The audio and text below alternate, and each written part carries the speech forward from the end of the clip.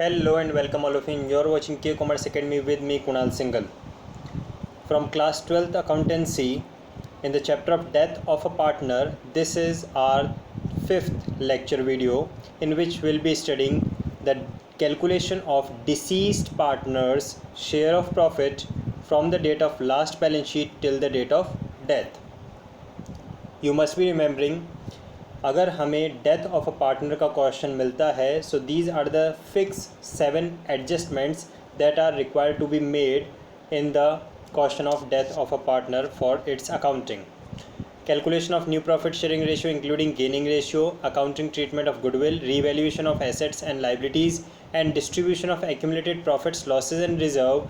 These 4 adjustments have already been discussed in our previous video. If you have not watched those, you can watch it from my YouTube channel. The link is given in the description. Today we will be discussing the 5th adjustment, that is calculation of deceased partners share of profit from the date of last balance sheet till the date of death. And this is the most important and different adjustment in this chapter, because अगर आपको retirement of a partner का chapter आता है, retirement of a partner के questions अगर आप कर सकते हैं, so this is the only adjustment which is an additional one. बाकी तो सारे पुराने वाले ही हैं. So let us start with this. For the calculation of deceased partner's share of profit from the date of last balance sheet till the date of death, we have 2 methods for the calculation. One is time period basis, another one is turnover basis. पहले समझे कि adjustment है किस बात का. देखिए, कोई किसी नए पार्टनर को अगर आप एडमिशन देना चाहते हैं तो ये हमारी इच्छा पे है, हमारी मर्ज़ी पे है कि हम ऐसा एडजस्टमेंट कब करें. अगर हम किसी को रिटायरमेंट देना चाहते हैं, again it is on our wish. Even if we want to have a change in the profit sharing ratio, that is on our wish. So जब भी change in profit sharing ratio, admission और retirement का question आपको मिलता है, वो होता है हमेशा डेट ऑफ बैलेंस शीट पे. That is either on 31st March or on 1st April. But death is always an uncertain event. हो सकता है आपको बैलेंस शीट जो गिवन है वो 31st मार्च की है and death has occurred on 30th June. Death may have taken place on 31st July, 31st August. Death is always an uncertain event. So जो पर्सन जिसकी डेथ हुई है उसने 1st अप्रैल से लेकर जितने महीने तक बिज़नेस में काम किया, जब वो अलाइव था, जितने महीने उसने बिज़नेस में काम किया, उतने महीने का उसको हमें शेयर ऑफ प्रॉफिट देना पड़ेगा. और ये कैलकुलेशन करना पड़ता है कि वो प्रॉफिट उसका कितना बन रहा है. उसी को हम बोलते हैं calculation of deceased partner share of profit from the date of last balance sheet till the date of death. For this we have 2 methods for the calculation, that is time period basis and the turnover basis. Let us understand the first of all time period basis. इसमें क्या है, time period basis में हमें last year का profit given होगा या फिर हमें एवरेज प्रॉफिट गिवन होगा, और हमें कुछ भी नहीं करना है. हमें सिर्फ उस जो लास्ट ईयर का प्रॉफिट है उसे मल्टीप्लाई कर देना है for the number of months for those the partner was alive. Suppose partner की डेथ हुई है 30 जून को, तो अप्रैल, मई एंड जून 3 मंथ्स तक उस पर्सन ने बिज़नेस में काम किया. तो आप क्या करेंगे, जो भी आपको एवरेज प्रॉफिट गिवन है उसे आप मल्टीप्लाई कर देंगे 3/12 से, तो आपको कैलकुलेट होकर आ जाएगा कि 3 मंथ्स का प्रॉफिट कितना हुआ. That is called time period basis. That is average profit multiply number of months of life of the deceased partner and multiply the profit sharing ratio of that deceased partner.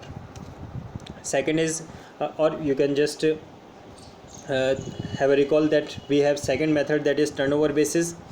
Under this turnover का meaning होता है sales. Turnover का meaning होता है sales. तो इसमें क्या होता है, हमें लास्ट ईयर के प्रॉफिट और सेल्स गिवन होगी, उसके बेसिस पे हम प्रॉफिट परसेंटेज निकाल लेंगे. अब सपोज़ करें लास्ट ईयर हमारा 10% प्रॉफिट था, तो इस साल भी हम मान लेते कि 10% प्रॉफिट होगा. तो इस साल की जो हमें सेल गिवन है उसे मल्टीप्लाई कर दीजिए उस rate of percentage of profit से, तो हमें प्रॉफिट कैलकुलेट होकर आ जाता है. That is profit equals to sales for the month multiply profit percentage multiply profit sharing ratio. तो प्रॉफिट शेयरिंग रेशियो तो क्वेश्चन में गिवन होता ही है. सेल्स फॉर द मंथ्स भी क्वेश्चन में गिवन रहेगी कि उसने 2 महीने 3 महीने जब तक वो अलाइव था उतने महीने की सेल्स कितनी है. मेन बात है प्रॉफिट परसेंटेज, वो आप कैलकुलेट कर सकते हैं. Profit percentage can be calculated by using a formula, that is profit of the last year upon sales of the last year multiply 100. So this is as the turnover basis. Now on the period basis or on the turnover basis, whatever share of profit you have calculated, for that amount of profit we will pass in journal entry, that is profit and loss suspense account debited to deceased partners capital account. ये एक different account है. अभी तक हमने profit and loss account बनाना सीखा है, हमने profit and loss appropriation account सीखा है, हमने profit and loss adjustment account भी सीखा है. This is the fourth one, that is profit and loss suspense account. Profit and loss suspense account को हमें सिर्फ तभी ओपन करना होता है जब डेथ ऑफ अ पार्टनर का क्वेश्चन होता है.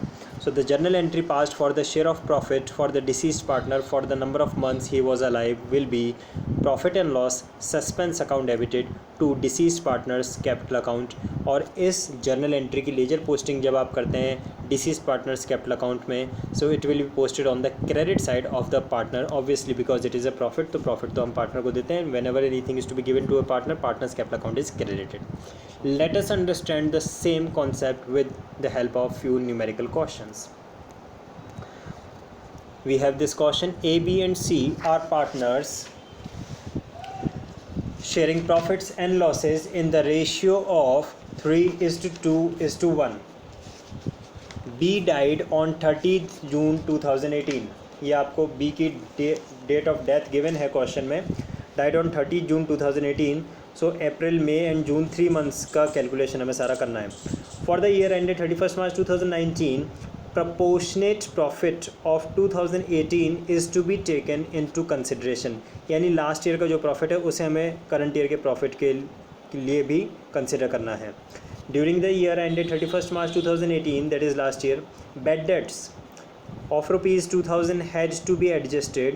Profit for the year ended 31st March 2018 was rupees 14,000 before adjustment of bad debts. तो सिंपल सा लॉजिक है. यहाँ तो प्रॉफिट था लास्ट ईयर का 14,000 का, उसमें बैड डेट्स का एडजस्टमेंट नहीं किया, तो वो एडजस्टमेंट करने के बाद में 12,000 का प्रॉफिट रह जाएगा आपके पास में. Simple calculation. Calculate B's share of profit till the date of his death. So वो हमें कैलकुलेट करना है. क्या इन्फॉर्मेशन हमारे पास में देखिए. A, B and C are three partners sharing profits and loss in the ratio of 3:2:1 and B died. इसको मैंने अलग कलर से इसलिए कर दिया है. On 30 June 2018. सो क्योंकि 30 जून 2018 है तो 1 अप्रैल से लेकर 30 जून 2018 तक का 3 मंथ्स का कैलकुलेशन हमें सारा करना है. Profit of 2018 can be calculated as profit minus bad debts, that is 14,000 minus 2,000 equals to 12,000. bad debts का 2,000 गिवन है क्वेश्चन में, वो सिंपल सा आप माइनस कर देंगे. तो लास्ट ईयर का प्रॉफिट 12,000 हो गया और करंट ईयर का भी हमें सेम अमाउंट ऑफ प्रॉफिट लेना है, वो क्वेश्चन में गिवन है. So B share of profit equals to profit of 2018 multiply months, तो 3 months multiply profit sharing ratio, that is 2/6. That is 12,000 multiply 3 multiply 2/6.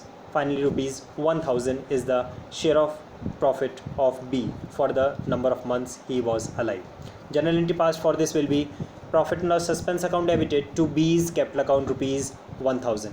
This was the method we have applied. Which one? On time period basis.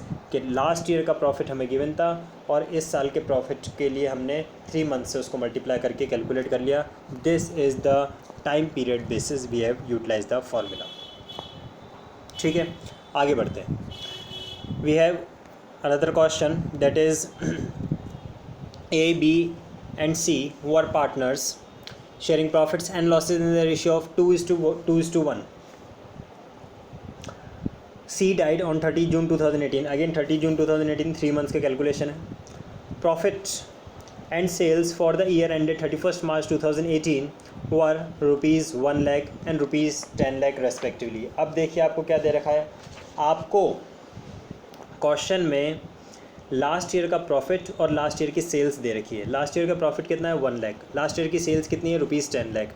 और इन दोनों को utilise करते हो कि भाई 10 लाख की sales पे 1 लाख का प्रॉफिट हुआ तो कितना परसेंट प्रॉफिट हुआ, 10% प्रॉफिट हुआ. तो इस साल भी हमारा 10% मान लेते हैं, वही चीज़ यूटिलाइज़ करना है तो टर्नओवर बेसिस हो गया. Sales during April to June 2018 यानी जिस पीरियड में वो पर्सन अलाइव था वो रुपीज़ 1,50,000. ये 1,50,000 उस पीरियड की सेल है, उसी को 10% से मल्टीप्लाई कर देंगे तो हमें पता चल जाएगा 15,000 is the profit of this 3 months. You are required to calculate share of profit of C up to the date of his death. Okay, let us continue. We have the information A, B and C are partners in the ratio of 2:2:1. C died on 30th June 2018 and 3 months का calculation हमें सारा करना है. So first of all we are given that is profit for 2018 rupees 1 lakh and sales for 2018 rupees 10 lakh. Utilizing these figures, profit percentage can be calculated as rupees 1 lakh upon 10 lakh multiply 100, that is 10%. ये हमने last year का profit percentage calculate कर लिया.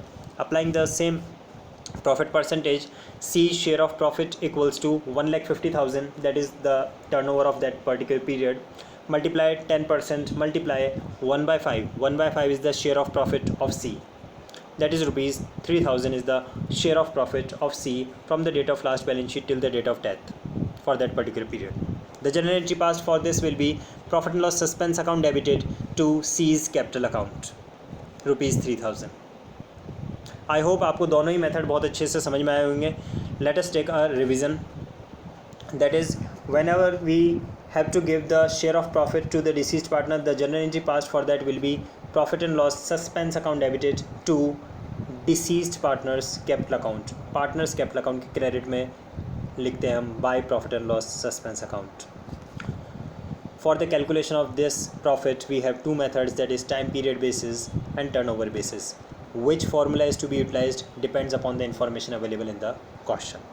I hope आज का topic आपको अच्छे से क्लियर हुआ होगा and it is expected from you all to practice further few more questions as homework, because a numerical paper, in a numerical paper only practice can help you to develop a command over the subject. For daily lectures of accountancy, business trees and economics for class 12, subscribe the channel and do not forget to share this to your friends and in the other WhatsApp groups. Like the video.